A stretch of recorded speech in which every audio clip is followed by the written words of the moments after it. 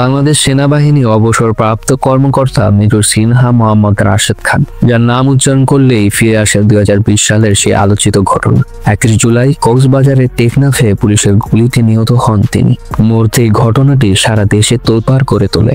পরবর্তী তদন্ত ও বিচার প্রতিক্রিয়ায় উঠে এসে একের পর এক চাঞ্চল্যকর তথ্য, যা দীর্ঘদিন জনমনে আলোচনায় কেন্দ্রবিন্দুতে ছিল।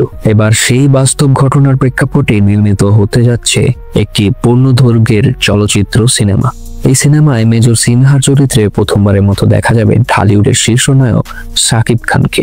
দীর্ঘ 26 বছরের ক্যারিয়ারে এটি হবে তার প্রথম সেনাবাহিনী চরিত্রে অভিনয় এবং ইউনিফর্ম পরা উপস্থিতি, যা শাকিব ভক্তদের জন্য বিশেষ আকর্ষণ হয়ে উঠবে। সিনেমার নাম এখনো চূড়ান্ত হয়নি, তবে জানা গেছে এর পরিচালনা করবেন বিজ্ঞাপন নির্মাতা সাকিব ফাহাদ। এটি হবে তার প্রথম পূর্ণদৈর্ঘ্য চলচ্চিত্র, আর তাই প্রজেক্ট ঘিরে চলছে ব্যাপক প্রস্তুতি। 2025 সালের সেপ্টেম্বর থেকে শুরু হবে এর শুটিং। পরিচালক গণমাধ্যমকে জানিয়েছে, সিনেমাটি সত্য ঘটনা অবলম্বনে নির্মিত হলেও গল্পে কিছুটা সংযোজন ও সংক্ষেপ থাকবে, যাতে সিনেমাটি গতি ও নাটকীয়তা বজায় থাকে। দেশপ্রেম, অ্যাকশন এবং মানবিক আবেগের সমন্বয়ে এটি হবে এক শক্তিশালী কাহিনীর চলচ্চিত্র।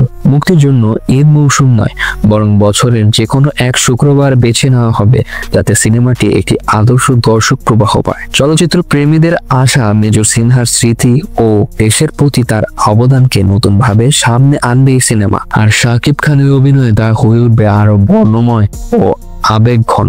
ডেস্ক রিপোর্ট, খবরের দেশ, বিনোদন ডেস্ক।